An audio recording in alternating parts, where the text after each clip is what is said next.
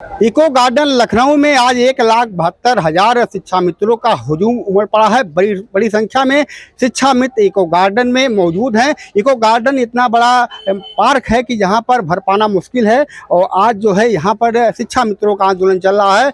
पूरे जनपद से बस्ती जनपद की हम बात करें तो बस्ती जनपद के प्रत्येक ब्लॉक से बसें आई हुई हैं। बस के आने के बाद भी लोग अलग अलग वाहन से यहाँ पर मौजूद हैं। आज हमारे साथ मौजूद हैं बस्ती के प्राथमिक शिक्षा मित्र संघ के जिला अध्यक्ष वीरेंद्र शुक्ल जी। आज हम जानेंगे कि बस्ती से कितने लोग यहाँ पर मौजूद हैं। वीरेंद्र शुक्ला जी आज इको गार्डन में मौजूद हैं। बड़ी संख्या में शिक्षा मित्रों का हुजूम है। काफ़ी संख्या में बस्ती के बस भी आए हुए हैं। तो क्या मान के चल रहे हैं, क्या मांगे हैं शिक्षा मित्रों की?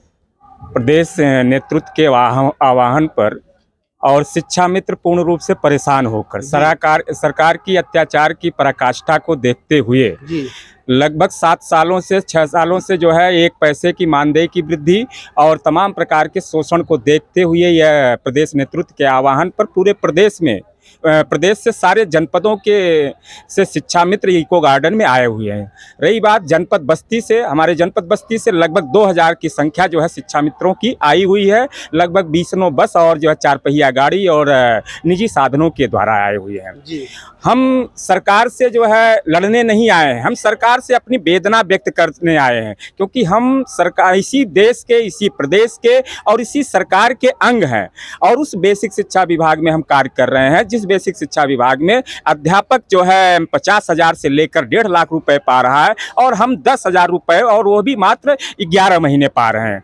जबकि जो है बहुत सारे शिक्षा मित्र हमारे जो है ये टीटी पास हैं और पूर्ण रूप से प्रशिक्षित, कोई अप्रशिक्षित नहीं है। जबकि यही सरकार अप्रशिक्षितों की मतलब मृतक आश्रितों की भर्ती करती है, वो अप्रशिक्षित वेतन मान देती है। हमको केवल मानदेय, वो भी 11 महीने का। क्या हम जो है जो बच्चों को, हम दूसरे बच्चों को विद्यालय में पढ़ा रहे हैं और अध्यापक दूसरे बच्चों को, या अध्यापक दूसरा काम कर रहा है, हम दूसरा काम, एक ही काम तो शिक्षण कार्य अध्यापक भी कर रहा है और हम भी कर रहे हैं। तो हम सरकार से यही अपेक्षा करते हैं कि हमारे दुखों को, हमारे कष्टों को समझे। और हम इस उम्र के पड़ाव पर हैं कि हम बच्चों की पढ़ाई नहीं कर पा रहे हैं, माँ बाप की दवाई नहीं कर पा रहे हैं, अच्छा पौष्टिक भोजन नहीं हम दे पा रहे हैं बच्चों को।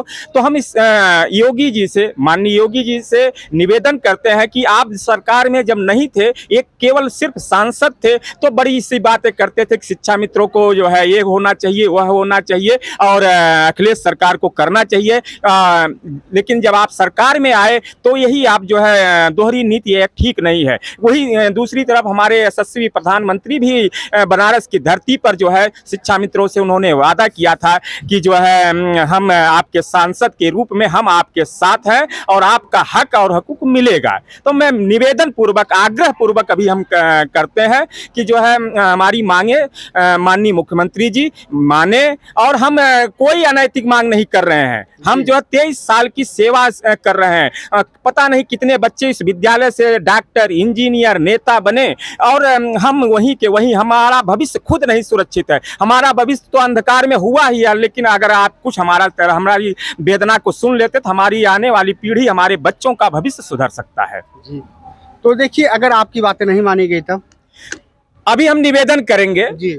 अभी हम सरकार से 2 हाथ नहीं करने आए हैं, हम केवल अभी सरकार से निवेदन करते हैं। सरकार से निवेदन करते हैं, आग्रह करते हैं कि हम सरकार के, क्योंकि सरकार कोई भी होती है कल्याणार्थ होती है। सरकार में कोई पूर्वाग्रह नहीं होता है। सरकार में कोई भी कर्मचारी सपा का या बसपा का या भाजपा का नहीं होता है। ये लोकतंत्र है। लोकतंत्र में हम यही एक कहने का रास्ता होता, आंदोलन होता, धरना होता। वही धरने के माध्यम से मैं आपको बताने आया हूं कि बहुत वेदना, हो सकता है आपके अधिकारी हमारी बातों को न पहुंचा पा रहे हो, हम आपके अधिकारी हमारे मतलब हमारे रूप में कुछ दूसरी बात रख रहे हो, लेकिन आप हमारे सरकार हैं, आप हमारे मुख्यमंत्री हैं। अभी हम वेदना, अभी अपने दुखों को हम केवल बताएंगे। अगर जो है नहीं सर आप करते हैं, वैसे करेंगे। अगर नहीं करते हैं तो प्रांतीय नेतृत्व जैसा निर्णय लेगा, अगर विधानसभा घेरने का निर्णय लेगा तो विधानसभा घेरेंगे, मुख्यमंत्री आवास घेरने का निर्णय लेगा तो मुख्यमंत्री आवास। लेकिन फिलहाल अभी अभी हमारा कोई ऐसा विचार नहीं, हमारे संगठन का कोई विचार नहीं, मेरा व्यक्तिगत भी विचार कोई नहीं। हम केवल मतलब सरकार से निवेदन करना चाहते हैं कि हमारी बातों को सुने। 23 साल हो गया हमें इस विभाग में काम करते हुए। वही अध्यापक जो काम कर रहा है वही हम कर रहे हैं, वही हम क्या अध्यापक जो पढ़ा रहा है वही हम भी पढ़ा रहे हैं। ये तो है नहीं कि वो अध्यापक बच्चों को पढ़ा रहा है, हम जानवर को पढ़ा रहे हैं। हम भी उसी बच्चों को हम पढ़ा रहे हैं और अध्यापक भी बच्चों को पढ़ा रहे हैं। तो इसलिए निवेदन पूर्वक आग्रह है, हाथ जोड़कर मेरा आग्रह है, हमारा भविष्य अंधकार में हुआ ही है, लेकिन हमारे बच्चों को, जो आपके सरकार की आने वाली पीढ़ी है, देश के भविष्य भावी नागरिक हैं, अच्छे नागरिक, उनके स्थिति को देखते हुए हमारी वेदना को सुने। यही हमारी बार बार आग्रह है सरकार से। आपने सुना, ये बस्ती के जिला अध्यक्ष हैं। इनका साफ तौर पे कहना है कि जो शिक्षा मित्रों की जवानी थी उन्होंने परिषदीय विद्यालय को सींचने में दिया। अब उनकी बढ़ोतरी आ गई है, तमाम जिम्मेदारियां आ गई हैं, माँ बाप की दवा है, बच्चों की पढ़ाई है, बच्चों का शादी विवाह है। ऐसे में जो मानदेय मिल रहा है 10,000 मिल रहा है, 2017 से मानदेय में 1 रुपये की बढ़ोतरी नहीं की गई है। शिक्षा मित्रों का सीधा सा मांग है कि समान कार्य के लिए समान वेतन दिया जाए। हमारे साथ मौजूद है, क्या नाम भैया और किस पद पे आप हैं? जी, मेरा नाम दिवाकर सिंह है। मैं उत्तर प्रदेश प्राथमिक शिक्षक जनपद बस्ती का जिला उपाध्यक्ष हूँ जी। मैं आज अपने लाखों लाख शिक्षा मित्र भाइयों के इस रैली में सहभागिता निभाते हुए आया हूँ, इनको सपोर्ट संबल देने के लिए। और सरकार से सीधे तौर पर निवेदन करना चाहता हूँ कि ये जो हमारे शिक्षा मित्र बंधु हमारे ही साथ हमारे विद्यालयों में अनवरत अपना शिक्षण कार्य कर रहे हैं, महत्वपूर्ण योगदान दे रहे हैं, ये हकदार हैं अपने पद से पद के समानता के आधार पर वेतन पाने की, नियमितीकरण पाने की। सरकार से मेरा निवेदन है कि अभी इन्होंने हमारे शिक्षा मित्र साथी अपने पूरे जीवन को खपा दिए हैं। अब इनके सामने बच्चों की विवाह, पठन पाठन, माता पिता, बूढ़े माता पिता की चिकित्सा की समस्याएं सामने आ रही हैं। 10,000 रुपये में जीना मुहाल हो चुका है। इस सुधि को सरकार को लेनी चाहिए। सीधे तौर पर निवेदन करना चाहता हूं कि मानसूनी सत्र चल रहा है महोदय, और यहां पर आपको भी सोचना है, हम सबको भी सोचना है। आगामी आने वाला समय आपके लिए भी हितकर हो, हम सबके लिए हो। इसे में ज़्यादा ना कहना, थोड़ा कहना अधिक समझना। आप हम सभी पीड़ित शिक्षा मित्रों के समस्या का निदान करें, उनको समानता के आधार पर वेतन प्रदान करें, सम्मान प्रदान करें।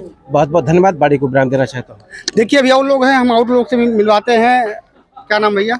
राजेश कुमार। राजेश जी, क्या मांग को लेके आप आए हैं? जी, हमें इस मांग को लेकर आए हैं कि विगत हम लोग हमारे भाई बहन लगभग 23 साल से अनवरत शिक्षण कार्य प्राथमिक विद्यालयों में कर रहे हैं, और लगभग इसमें से 50,000 ऐसे हैं जो लगभग पूर्ण योग्यता रखते हैं, टेट क्वालिफाई हैं।